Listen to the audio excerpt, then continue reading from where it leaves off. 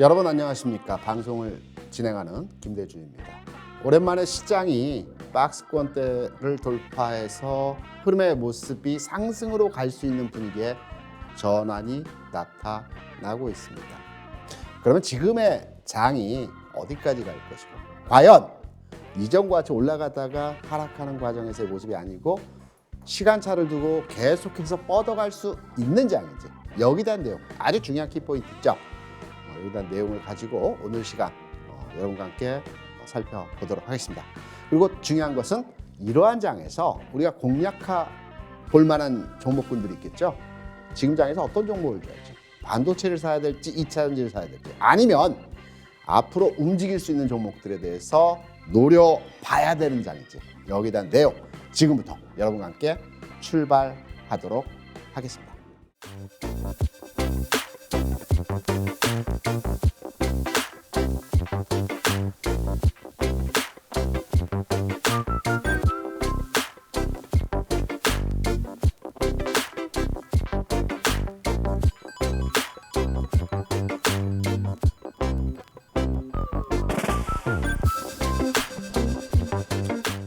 위메이드, 지난주에 여러분께 히든 종목으로 설명을 드렸던 종목이죠. 제가 위메이드를 설명드리면서 몇 가지 주요한 포인트를 말씀을 드렸습니다. 넓게 봐서 이 종목의 흐름은 지난 21년도에 급등 추세의 모습이 진행됐고 이후에 급락 상황에서의 모습이 만들어졌습니다. 하지만 기업 가치나 앞으로 회사 비전이나 전반의 시장 분위기를 판단할 때 여기서 그냥 주저앉을 종목이 아니다. 틀림없이 이 종목은 제 시세를 만들어낼 가능성의 자리에 있는 종목이다. 그래서 현 시점 관심을 가지고 이 종목에 대해서 지켜봐야 된다는 측면으로 지난 이 시간에 히든 종목으로 한 종목, 위메이드를 말씀드렸습니다. 여기에 부연의 설명을 드렸던 부분이 있었죠. 주가가 초기 단계에서 상승 흐름의 진행이 나타날 때 한 차례 큰 굴곡에 웨이브를 준다는 말씀을 드렸습니다. 과거에, 지금은 아니지만 과거에 삼성전자도 신성장 동력이라고 판단할 때가 있었습니다. 그게 90년 중반, 2000년 초반에 반도체 업종이라고 하는 것이 우리나라에서 주식시장에서는 아직 검증 안 된 업종이야. 앞으로 새로운 신성장 동력일 수는 있겠지만 현 단계에서 돈을 버는 업종의 섹터는 아니기 때문에 반도체 업종, 글쎄 비전은 좋을 것 같은데 현재 투자 가치가 있을지 모르겠어. 이 내용이 90년대 중반, 2000년 초반에서의 삼성전자에 대한 분위기였습니다. 90년 중반에 삼성전자의 주가 흐름을 보시게 되면 급등하고요, 급락했습니다. 이 과정이 여기입니다. 이때 삼성전자 어땠을까요? 지금이야 연간 단위로 해서 50조 이상을 벌어들이는 영업이익 측면에서만 엄청난 글로벌리 기업이라고 볼 수가 있죠. 전 세계 100대 기업 중에서 삼성전자가 대략 한 22위 정도 하고 있습니다. 우리나라의 대표 간판 기업이죠. 과거에는 간판이 아니었습니다. 사람들이 생각할 때 글쎄 클 수는 있는 기업이고 앞으로 미래 가능성은 있겠지만 현재 투자 가치에 대해서는 글쎄라고 다들 얘기를 했습니다. 이후의 흐름은 엄청난 상승의 흐름이 진행됐죠. 무려 200배 이상의, 물론 시간이 20년 가까이 시간을 지나왔지만 새로운 신성장 동력에 있는 업종의 종목들은 시간차를 두고 200배가 넘는 주가 상승의 모습이 나타났습니다. 초기 단계에서는 이런 큰 웨이브를 그리면서 주가가 급등하고 급락하는 과정에서의 초기 단계 모습이 진행되고 있습니다. 그럼 위메이드 어떨까요? 여러분, 메타버스 곧 위메이드라고 얘기들 많이 하시죠. 메타버스는 우리나라에서 K 뉴딜 지수라고 해서 4개 산업에 대해서 적극 육성하고 있는 산업 중에 대표 간판 기업입니다.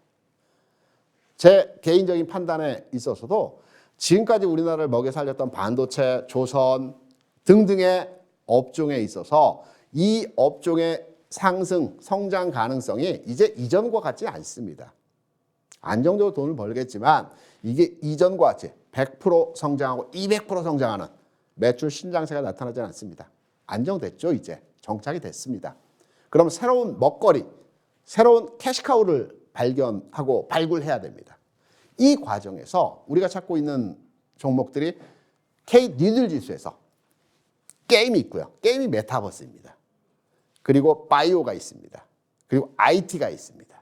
이 세 가지. 그리고 마지막으로 네 번째 바이오, 메타버스, 게임, 그리고 IT, 그리고 그 제약, 요 네 가지 업종의 K-뉴딜 지수가 앞으로의 그 새로운 성장 동력의 종목이라고 얘기를 하는 것입니다.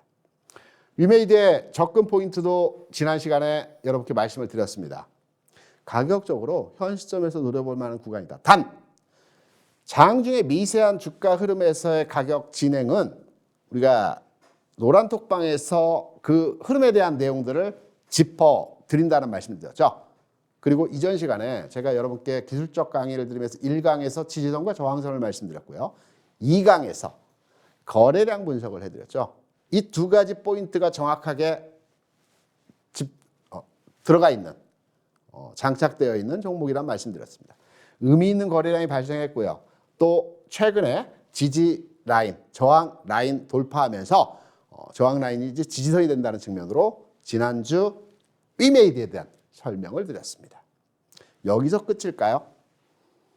지난주에 이 시간을 통해서 여러분께 말씀드리고 종목에 대한 설명을 드리고 그 종목에 대해서 체크하고 리뷰하고 장중에 여러분께 설명드리는 부분이 끝났을까요? 아니죠. 노란톡방에서는 여러분께 히든 종목을 말씀드리고 그 종목을 추적해서 손절해야 되는지, 이 구간은 굉장히 중요 포인트에서의 가격 구간인데 이 가격을 깰 때는 손절로서 대응해야 된다 라든가, 현 구간을 돌파했을 때는 추가 상승의 본격적인 흐름의 전환이 나타나기 때문에 추가로의 매수를 해야 된다라든가 등등의 메시지를 드립니다. 관련한 내용들을 여러분께 노란톡방에서 설명드렸던 부분입니다. 제가 지난 시간에 위메이드에 대해서 여러분께 설명을 드리고 히든 종목으로 말씀드렸지만 이미 저희 노란톡방에서는 지난주 이전 시간에 히든 종목 이전 시간에서부터 관심을 갖고 이 종목을 추적해 왔던 종목입니다. 바닥권에서 진입을 했고요. 저항 가격도 장중에 여러분께 정확하게 말씀드렸습니다.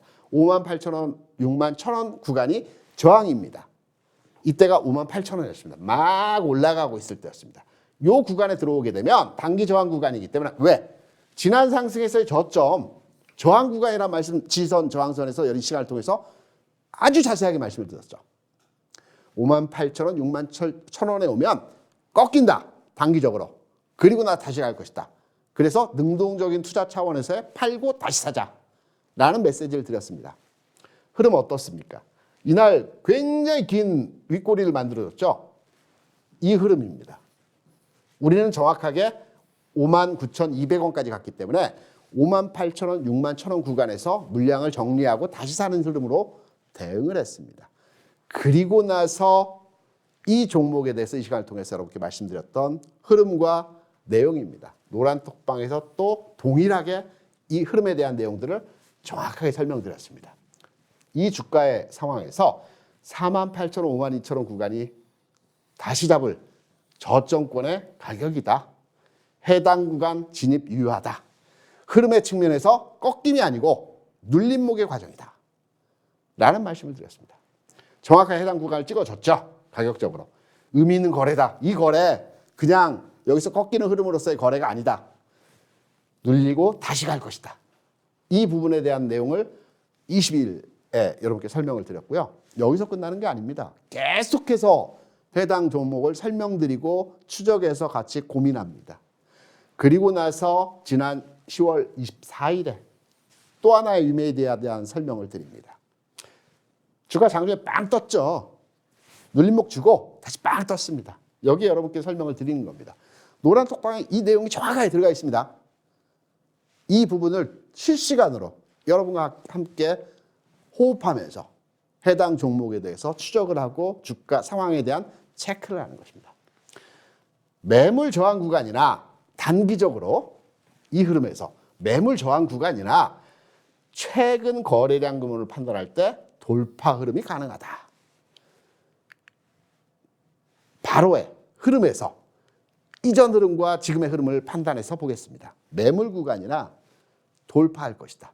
해당 시점에서의 가격이 여기죠. 여기입니다.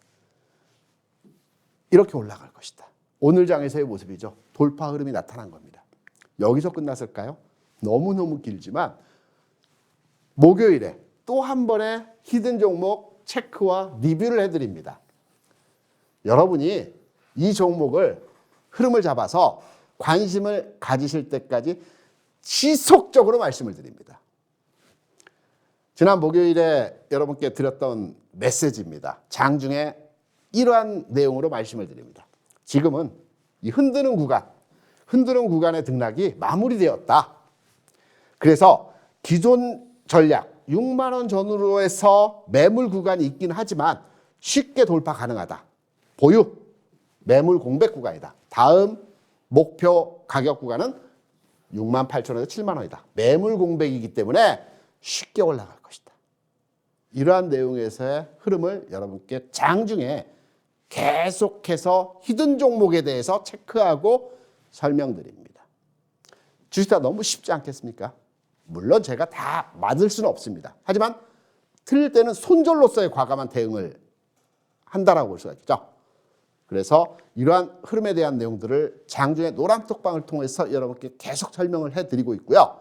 그럼 종목 말고 나는 유메이드를 가지고 있지 않기 때문에 시장 흐름이 중요할 것 같아. 시장 흐름에 대해서 나는 대형주를 투자하고 있는 측면에서 대형주가 가는 지수의 흐름도 한번 읽어줬으면 한다라는 말씀들을 많이 하시죠. 읽어드립니다. 이 내용이 지난 목요일이죠. 목요일 시장에서 노란톡방에서 9시 48분에 여러분께 설명을 드렸던 전체 시장의 내용입니다. 전날 수요일에 지수가 올라가면서 대형주만 올라갔지만 그 다음날 목요일은 전체적인 지수의 상승 분위기가 진행되면서 종목 확산이 될 것이다라는 장 꺾이지 않는다. 의미 있는 지수 포인트를 돌파했다라고 말씀드렸죠. 왜? 환율과 금리 상황의 변화에 따라서. 그리고 목요일 장에서는 장 초반에 전체적인 시장의 큰 틀에서 매크로한 형태로의 시장 흐름을 말씀을 드렸습니다. 지금은 갭매꿈 자리이기 때문에 목요일 장에서 지수가 상승하지만 금요일 과정에서 한 번 더 출렁출렁하는 모습이 나타날 것이고 그리고 이후에 다음 주 미국 FOMC 회의가 있습니다. 이 과정까지의 지수 상황은 한 단계 올라온 뒤에 옆으로 횡보 과정에서의 모습이 나타날 것이다. 그리고 나서 금리 인상 이후에 지수의 터닝 포인트가 만들어질 것이다. 종목별로의 대응도 말씀드렸습니다. 하이닉스 같은 경우에 지난 목요일 하락했죠. 하지만 우려하지 않아도 되는 부분에서의 상황이 대형주는 가는 흐름에서의 모습이 이 출렁 구간에서 먼저 왔던 종목들은 쉬는 거고요. 이 구간에서 다시 가는 겁니다. 그래서 이와 관련된 내용들, 키 맞추기다, 안 간 종목들이 올라가는 장이다. 갭 메꾸는 과정에서. 이러한 전체 시장의 내용과 목표 지수, 시장 흐름도 여러분께 설명드리고 이해를 시켜드리고 말씀을 드립니다. 너무 쉽습니다. 관련한 내용들. 오늘부터라도 시장 흐름 잡아가고 히든 종목에 대한 추적을 같이 하면서 고민해보는 이 내용으로 접근해보고 싶다는 분들은 지금 설명드린 노란톡방을 참여 방법에 대해서 활용하셔서 오늘부터 함께 주식 투자에 대해서 고민을 하시면 될 것 같습니다. 참여 방법 설명 듣고 와서 오늘의 히든 종목 여러분과 함께 하도록 하겠습니다.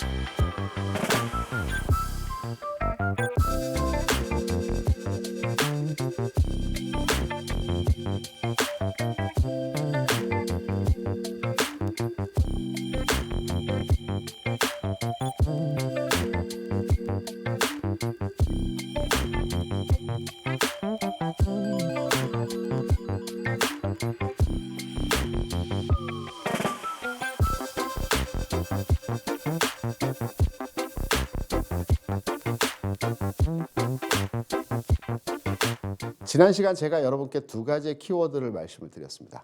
환율과 금리였죠.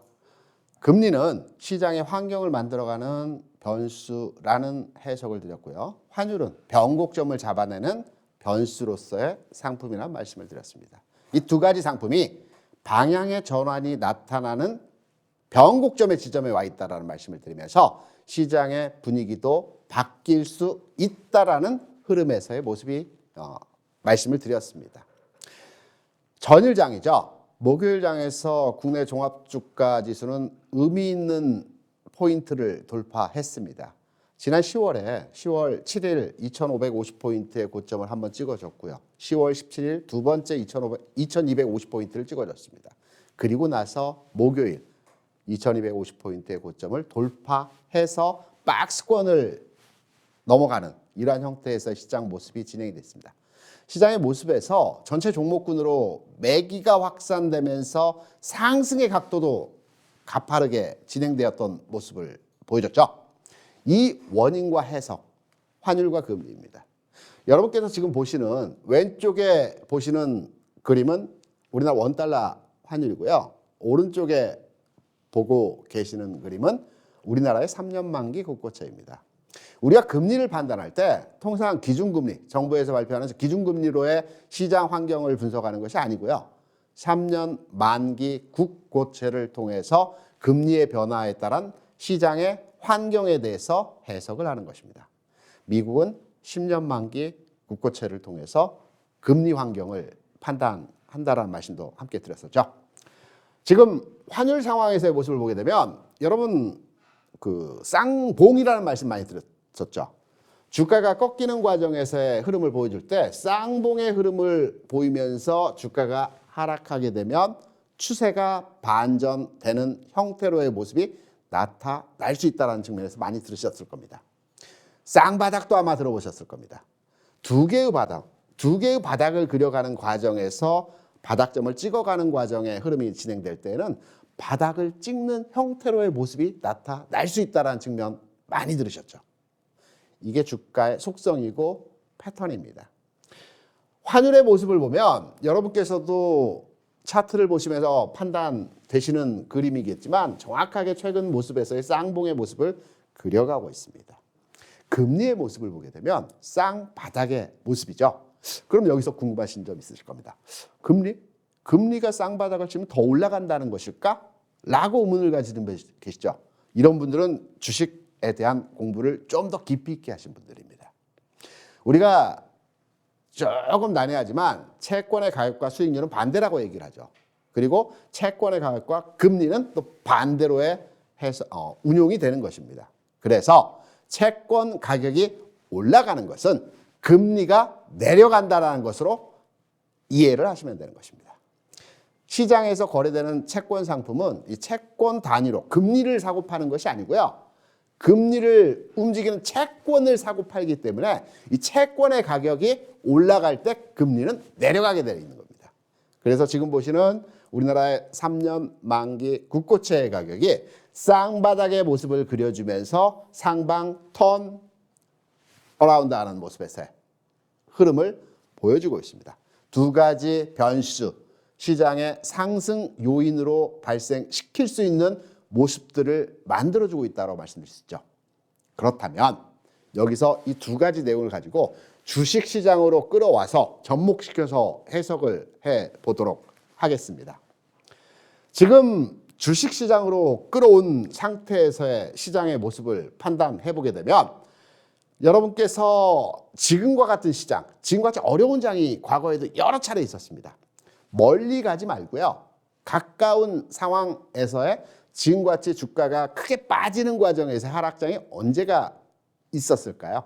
단기적으로 뭐 일주일 빠지고 한 달 빠지고의 과정이 아니고 급락하면서 시장이 하락하는 경우의 상황이 우리가 뒤를 돌이켜보면 코로나 때 2020년 3월 기준으로 해서 시장이 급락하는 현상에서의 모습이 진행됐었죠. 그러면 시장을 판단할 때 앞서 환율과 금리의 상황이 고점에서 꺾이는 형태의 모습을 보여줬다는 말씀을 드렸죠. 그러면 시장은 항상 동일한 패턴의 반복적인 내용이 연속적으로 진행됩니다. 그래서 우리가 차트 분석을 할 때 과거의 주가 흐름 패턴을 가지고 가서 미래의 주가 흐름을 예상하는 것입니다. 과거의 주가 흐름과 패턴을 가져와 보겠습니다. 그 시점이 팬데믹 상황입니다. 2020년 3월에서의 환율과 금리입니다. 지금 여러분께서 보시는 2020년 3월 상황에서의 환율 시장입니다. 이때에도 가격적인 측면에서 1,200원에서 1,300원까지 수직으로 올라갔습니다. 위험이 있기 때문에 안전자산으로 도피하자라고 해서 달러를 사고 채권을 사는 형태로의 투자 도피처가 형성이 되었기 때문에 이 과정에서도 금리는 올라가고 환율은 급등하는 이 현상에서의 모습이 나타났습니다. 금리 상황에서도 마찬가지로 내려가는 것은 금리가 상승한다라는 측면으로 말씀을 드렸었죠. 그러면 여기서 한 발 더 나아가서 그러면 어느 포인트에서 전환점이 만들어지고 이 전환점에서의 상황이 어떻게 그려지는 것을 해석을 해야 될 것입니다. 중요한 포인트입니다. 환율 시장에서의 상황을 보게 되면 팬데믹 상황으로 주가가 급락하고 이 상황 하에서의 환율 시장은 주식 시장보다도 한 발 빠르게 먼저 이전의 고점, 이전의 저점을 돌파하는 현상에서의 모습이 나타났습니다. 이 과정에서의 시점이 6월 5일이었습니다. 환율 금리 어렵다라고 말씀을 하시면 딱 이 6월 5일 요 흐름만 판단해 보시기 바랍니다. 3월에서 급등의 상황이 나타났고요. 6월에서 상황에서 지난 상황에서의 팬데믹 이전 가격을 돌파하는, 그러니까 환율에서는 내려가는, 아래로의 안정화되는 이러한 모습이 6월 5일에 진행이 되었습니다. 채권시장, 금리시장에서는 5월 4일만 기억하시기 바랍니다. 5월 4일 기준으로 해서 3월장에서 급락했던 시세의 변화가 5월 4일에 가격 흐름의 반전, 팬데믹 이전 상황을 회복하면서 돌파하는 가격 전환이 진행이 되었습니다. 6월 5일, 5월 4일 환율과 금리시장에서의 변곡점이었습니다. 주식시장을 되돌아서 팬데믹 상황에서의 시장 흐름을 보겠습니다.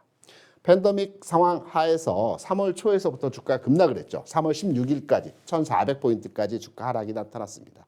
그리고 계속해서 꾸준하게 주가가 상승하면서 팬데믹 이전 단계에서의 고점을 돌파한 시점이 7월 29일입니다. 주가 급락 이전 상태로의 회복이라고 볼 수가 있겠죠. 주가는 좀 느리게 환율과 금리 시장에서의 상황 대비해서 좀 느린 스텝으로 고점을 돌파했습니다. 제가 지난 시간에 돈의 흐름에 대해서 여러분께 말씀을 드렸죠. 물은 위에서 아래로에 흘러가는 형태를 보이고 있습니다. 하지만 돈은 수익률을 쫓아가기 때문에 낮은 수익률에서, 낮은 금리에서 높은 금리로의 가격 전환이 나타나게 되죠. 그래서 돈은 항상 낮은 곳에서 위로의 진행이 나타나게 되는 겁니다. 팬데믹이라는 위기가 있었지만 돈의 흐름은 환율과 금리 시장에서 먼저 움직였습니다. 그러면 지금의 장, 제가 앞서 말씀드렸죠. 최초에 여러분께 말씀드렸던 부분, 지금의 장에서의 시장 상황에서 금리와 환율 시장에서의 터닝 포인트가 마련되고 있다. 쌍바닥과 쌍봉에서의 흐름이 진행되고 있는 과정의 모습을 보여주고 있기 때문에 주식시장의 먼저에서 시장 흐름이 변화하고 있다는 측면으로 해석을 할 수 있을 것입니다. 지난 목요일장에서 주가지수 상승의 흐름이 나타났지만 이 상승이 일회성 상승이 아닌, 반등의 모습이 아닌 시장 반전의 흐름으로 전환하고 흐름이 나타날 수 있는 이러한 모습으로 전개될 수 있다는 측면으로 해석할 수 있는 하나의 전환점, 변화점이라고 볼 수 있습니다. 제가 이전 시간에 여러분께 하나 더 여러분께 설명을 드렸던 부분이 돈의 흐름에 있어서 변화하는 단계의 모습이었죠. 최초에 물가가 올라갑니다. 시장에서. 그리고 물가가 올라가면 물가가 금리를 건드립니다. 건드렸던 금리가 환율을 재차 움직이기 시작해서 시장의 주식시장의 하락 요인으로서 작용을 하게 됩니다. 다시 회복할 때에도 반대로 흐름이 선순환 구조로의 진행이 됩니다. 먼저 환율 시장이 움직입니다. 최근에 환율 시장에서의 변화를 살펴보게 되면 지난 9월 말에 1444원 고점을 찍고요. 10월 중순에 또 한 번의 고점에 1444원을 찍었습니다. 그리고 지난 수요일장 고점 이후 되밀리는 형태로 모습이 만들어졌죠. 이 모습으로. 그래서 환율 시장을 먼저 체크해야 되는 상황에서 쌍봉의 모습이 먼저 만들어졌습니다. 금리 아직은 쌍바닥에서 막 올라가고 있는 모습이지만 전환점의 모습이 나타나고 있죠. 그렇다면 다음 순서는 물가입니다.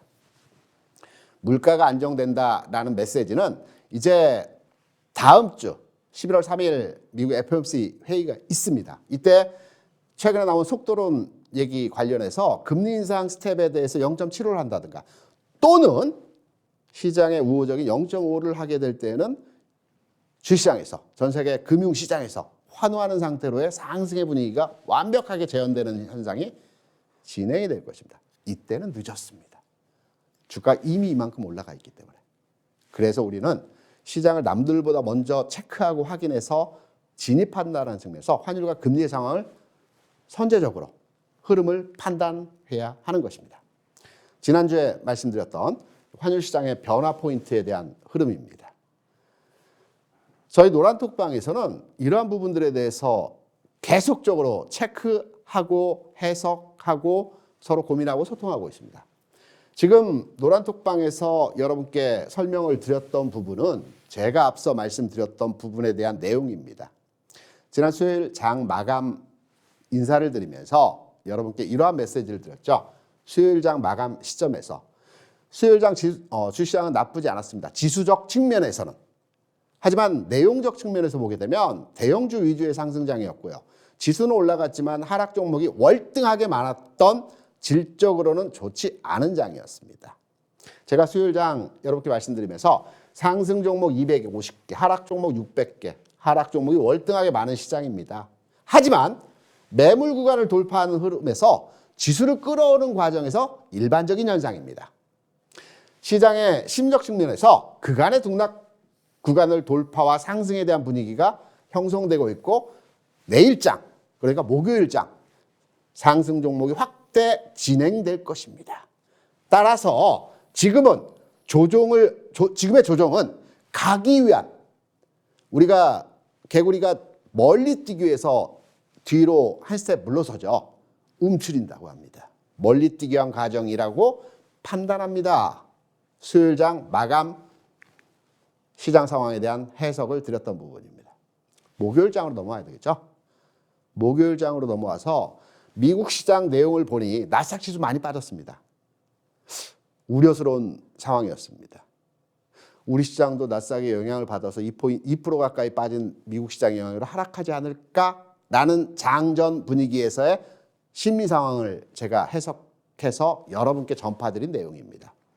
첫 번째로 환율과 금리 이미 누누이 말씀드렸지만 미국의 환율과 금리도 꺾인 포인트에서의 모습이 만들어지고 있습니다. 금리는 외바닥이지만 미국의 금리 상황이 쌍봉 모습이기 때문에 시장이 여기에서 다시 주저앉는 일은 없을 것입니다. 그리고 하나 더. 나스닥은 2% 가까이 하락을 했지만 나스닥 이외의 시장들, 미국에는 여러 시장이 있습니다. S&P 500도 있고요. 다우지수도 있고 러셀 2000도 있습니다. 이외에 유럽 지수도 있고요. 이런 등등의 글로벌리 시장 상황의 부분들의 흐름을 여러분께 전파해드렸습니다. S&P 500 쌍바닥 치고 올라가고 있습니다. 나스닥은 아직 외바닥입니다. 하지만 상승의 흐름이 전개될 수 있는 상황에서의 모습입니다. 다우지수 많이 올라갔습니다. 이미 쌍바닥 치고. 러셀 2000 미국에는 러셀 2000 지수라고 해서 우리가 많이 시황에서 나타나지 않지만 소형주 개별주를 모아놓은 시장이 있습니다. 이걸 러셀 2000이라고 합니다. 실제로 거래가 많이 되는 시장에서의 품목들입니다. 러셀 2000 지수도 쌍바닥 치고 올라가십니다. 유럽 시장 굉장히 좋습니다. 의외로 국내 시장 아직은 정체되어 있지만 2250포인트 의미 있는 지수의 돌파를 만들어낼 것 같습니다. 흐름 좋습니다. 미국 시장 영향 안 받을 겁니다. 라는 내용에서의 흐름입니다. 27일 8시 20분 말씀드렸던 나스닥 지수 하락에도 불구하고 글로벌 시장 견조합니다. 각 시장별 특징, S&P는 어떤 시장이고 다우는 어떤 시장이고 유로스탁은 어떤 시장이다. 흐름 설명드렸고요. 국내 시장 전일 저항 구간 돌파할 것이다. 오늘장 미국 하락 의미 부여 크지 않다. 이런 내용이고요. 반도체 업종 단기 조정 구간에 들어갈 것이다. 가치주 업종 올라갈 것이다. 뭐 가치주 업종에 나오면 굴뚝주라고 말씀들 많이 하죠. 건설주가 될 수 있고요. 석유화학 될 수도 있고 조선이 될 수도 있고 자동차가 될 수도 있습니다. 이 흐름에 가치주가 순환매 상승이 예상되고 있다. 이 부분을 8시 22분 장전에 여러분께 설명을 드렸습니다. 시장 분위기 좋지 않았을 때 이러한 내용들에 대한 분위기를 전파를 드렸습니다. 노란톡방에서. 오늘도 여러분께 시장 흐름과 분위기를 전파해서 정확하고 명확한 내용으로 흐름을 판단해 드리고 있습니다. 지금 참여하셔서 오늘 장 어떻게 돌아갈지, 오늘 장은 어떤 종목이 올라갈 것 같은지 이 부분에 대한 해석들 지금 참여하셔서 함께 하는 노란톡방 참여 방법 알아보고 돌아와서 종목에 대한 흐름을 잡아보도록 하겠습니다.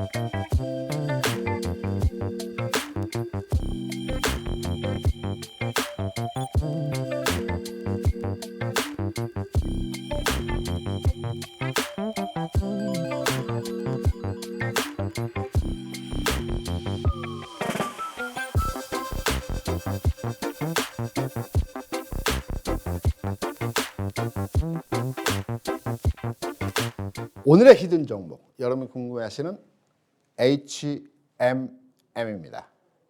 HMM 같은 경우 주식 투자 오래 하셨던 분들 같은 경우는 과거 현대상선으로 알고 계실 겁니다. 우리나라의 대표적인 국제 선사였다라고 볼 수가 있겠죠. 우리나라에 대표적인 국제 해운 선사가 몇 개 있었습니다. 한진 해운이 있었고요. 그리고 현대상선이 있었고 STX 이렇게 세 회사가 우리나라의 국적 선사였습니다. 항공사 중에서는 대한항공과 아시아나가 국적 선사라고 하죠. 해운사 중에서는 한진해운과 현대해상, 현대조선이 우리나라의 대표적인 국제 선사였다고 볼 수 있습니다. 한진해운은 2016년 이제 자금 악화로 인해서 얼마 전에 상장 폐지가 됐죠. 그래서 지금 남은 회사는 HMM, 과거에 현대상선 이 한 종목만 남아 있습니다. 지금 여러분께서 보시는 주가 흐름의 긴 가격 변화를 한번 보시기 바랍니다. 엄청났습니다. 제가 앞서 말씀드렸던 위메이드의 주가는 단기 구간에서의 주가의 급등과 급락의 과정이 진행이 되었다고 볼 수가 있지만 HMM, 현대상선 이 종목은 기간차를 두고 굉장히 주가의 상승이 나타났다가 주가의 하락과 횡보 그리고 최근에 조금 올라온 상태에서의 모습이 진행됐습니다. 이 종목의 주가 흐름을 판단하기 위해서는 세계 경기에 대한 분위기를 판단해야 되는 것입니다. 주가가 가장 좋았던 35만 원까지 주가가 올라갔던 지난 2008년 그리고 2010년의 분위기를 살펴보게 되면 전 세계 경기가 당연히 좋았고요. 그중에서도 중국의 경기가 절대적 호황 기간이었습니다. 세계 경기가 좋다라고 하더라도 이 선사들은 물동량 기준으로 해서 매출이 증가하죠. 배를 통해서 운임하는 물량이 많을 때 수주를 많이 받고 회사의 매출이 늘어나게 됩니다. 우리가 반도체, 국내에서 삼성전자를 비롯해서 반도체 생산을 많이 하고 해외 판매를 많이 합니다. 하지만 반도체는 배로 운송하는 것이 아니고요. 비행기로 운송합니다. 물량이 그렇게 크지 않고요. 그리고 신속하게 운송해야 되기 때문에 주로 비행기로 많이 운송을 하기 때문에 반도체 경기가 좋다라고 해서 선사들의 이익이 확대되는 것은 아닙니다. 다시 말해서 중국 경기가 좋다는 것은 중국에서 어떤 제품들을 생산할까요? 고부가가치 종목의 생산품보다는 조금은 가격적으로 저렴하면서 물량적으로는 큰 이런 제품들을 많이 생산하죠. 그래서 전 세계에 판매를 합니다. 세계 공장이라고도 많이 얘기합니다. 그래서 중국 경기와 아주 밀접하게 해운사들은 주가의 연동 관계에서의 흐름이 나타나고 있습니다. 지난 2004년도에서부터 2008년도까지 중국의 경기가 엄청나게 좋았습니다. 그리고 2008년도에 금융위기가 있었죠. 그래서 일시적인 하락이 나타났었지만 세계 경기는 이후에 한 번 더 리바운딩을 주는 형태로서의 흐름이 진행이 됐습니다. 그런데 왜? 이후에 물론 경기 침체가 있긴 했지만 주가의 하락률이 왜 이렇게 크냐라는 점에 대해서 의문을 가지겠죠. 여기에 대해서는 다른 의미의 HMM에 대한 주가 또 기업의 내용이 있습니다. 과거에 해운사들이 물동량이 많아졌을 때 2008년, 2007년, 2009년, 2010년 이때 물동량이 많았을 때 이 회사들은 자기 회사가 가진 배를 보유하고 있는 것이 아닙니다. 물건을 받아서 우리가 택배 이해하시면 될 것 같습니다. 물건을 받아서 사용자에게 배로 배달해주는 형태 진행을 하는 것입니다. 자기 배를 가지고 있는 게 아니고요. 배를 가지고 있는 선사를 대상으로 해서 사용료를 내고 그 배를 빌립니다. 이 빌리는 것을 운임지수 BDI라고 합니다. 2007년, 8년, 9년, 10년만 하더라도 세계 경기가 계속 좋아질 분위기였습니다. 금융위기가 아니었다면 10년, 20년, 30년까지 시장의 분위기는 경기 앞으로 계속 좋아질 것 같아 라는 분위기였기 때문에 이때 선사들은 운임지수라고 해서 미래의 용선, 그러니까 배를 사용하는 그 가치에 대해서 미래의 가치에 대해서 미리 살 수 있는 BDI를 그때부터 매매를 했습니다. 2년 뒤, 5년 뒤, 10년 뒤 배 사용 권한에 대해서 미리 가격을 주고 이때부터 사들인 겁니다. 이때의 BDI 지수를 한번 보겠습니다. 지금 여러분께서 보시는 그림은 BDI 지수의 가격 변화입니다. 운송료라고 이해하시면 될 것 같습니다. 운송료의 가격 변화가 조금 짧게 나와서 2007년, 8년, 9년, 10년 데이터가 없지만 그때의 가격 변화를 보게 되면 만불이었습니다. 요 위에 있었죠. 계속 내려와서 한 5년을 700불대에서 움직임이 나타났습니다. 그리고 코로나 이후에 우리가 항공기나 사람의 이동이 제한되는 상황 하에서 배로의 물량은 국가 간의 교역이 계속 있었죠. 그렇기 때문에 이때 현대상선 HMM을 비롯해서 해운사들이 매출이 막대하게 증가하는 2020년, 2021년 상황에서의 주가 상황에서의 모습이 진행이 되었습니다. 이 BDI 지수 같은 경우에도 지난 7년, 8년을 가격 변화 없이 옆으로 눕는 형태의 모습이 진행되다가 2020년 들어서 물동량이 갑자기 증가하면서 6,000불 수준까지의 BDI 지수, 용선료, 사용료, 택배비 상승의 모습이 나타났고요.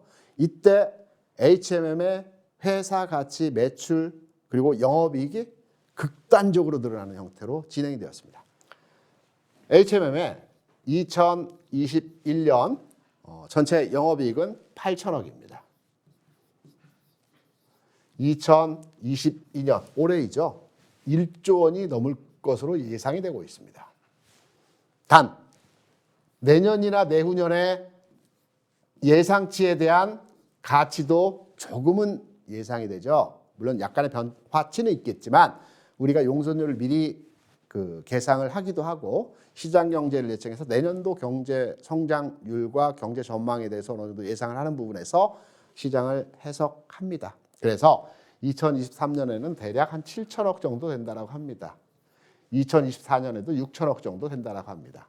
7천억, 6천억에서 안정적으로 회사 매출이 유지된다라는 레포트들이 나오고 있습니다. 1조 원이 그러면 어떤 규모 측면에서의 가치인지를 판단해 봅시다. HMM은 7년 동안 적자였습니다. 2012년부터 2019년까지 적자 형태로의 진행이 됐습니다. 그래서 앞서 보여드린 HMM의 주가 상황에서의 모습을 보게 되면 30만 원 이상의 주가 상승 이후에 주가 쭉 내려왔죠. 쭉 내려온 이유는 다른 이유가 아니고요. 제가 좀 전에 말씀드렸던 미래 가치에 대한 운임지수를 먼저 샀기 때문에, 비싼 값에 샀기 때문에, 만불에 샀기 때문에 가격이 700불까지 내려갔죠. 10분의 1 토막 이상 난 겁니다. 하지만 취소할 수가 없습니다. 나는 이미 택배비를 10,000원을 내고 미래 것을 샀지만 지금은 700원밖에 못 받는다는 겁니다. 가격의 변화에 있어서.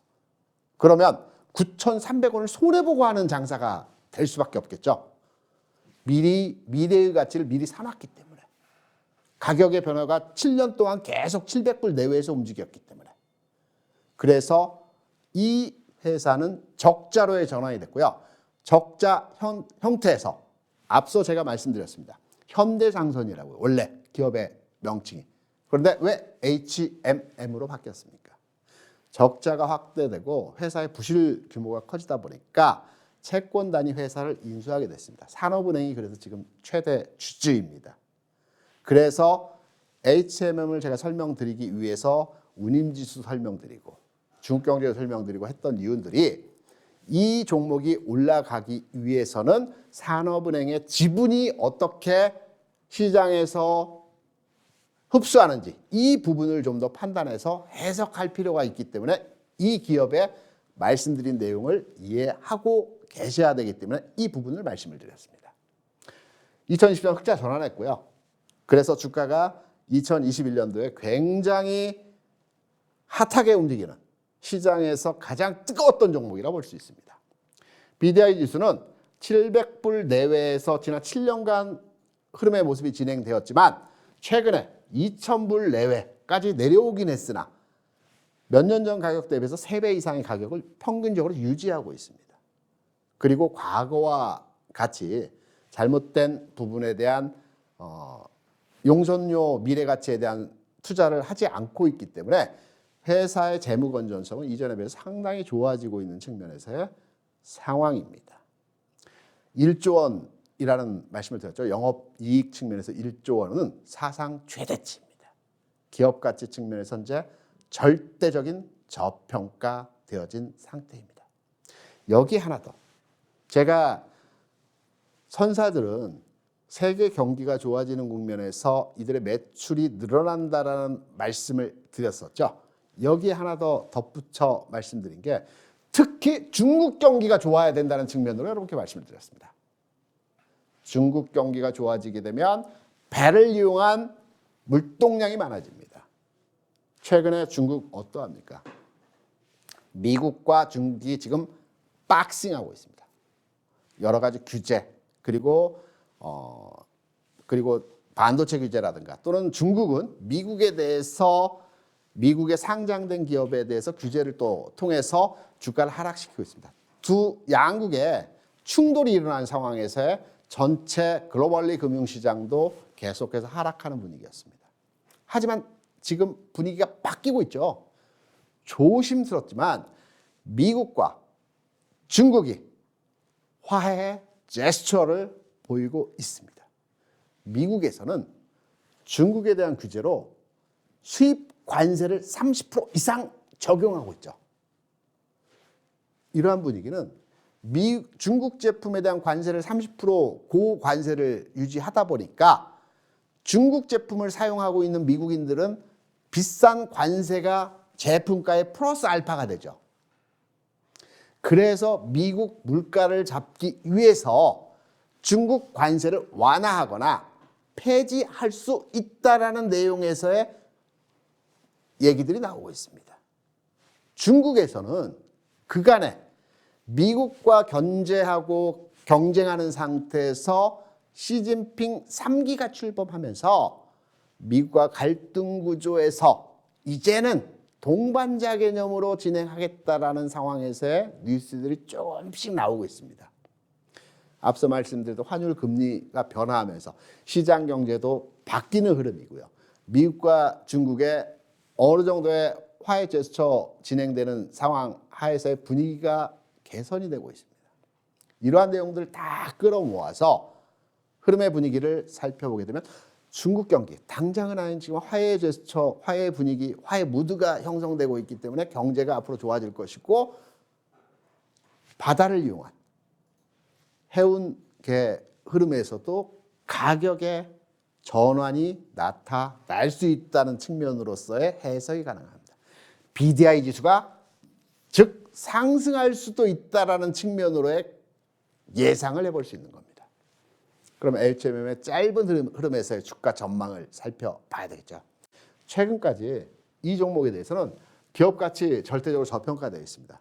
회사가 돈을 버는 것 대비해서 현재 주가는 0.87배 수준입니다. 다시 말해서 지금 회사를 다 팔아도 주가가 0.8밖에 되지 않는다는 것입니다. 1이 돼야 되는데 1 미만이라는 겁니다. 절대적인 저평가라고 볼 수가 있겠고요. 영업이익 아까 말씀드렸죠. 올해 최대치이고 내년부터 조금 감소하지만 7년 적자에서 흑자로 전환한 게 바로 작년, 재작년 수준에서 흑자로 돌아섰고요. 영업이익은 안정적으로 5천원, 7천원 선에서 유지되는 상황으로의 모습이 진행된다.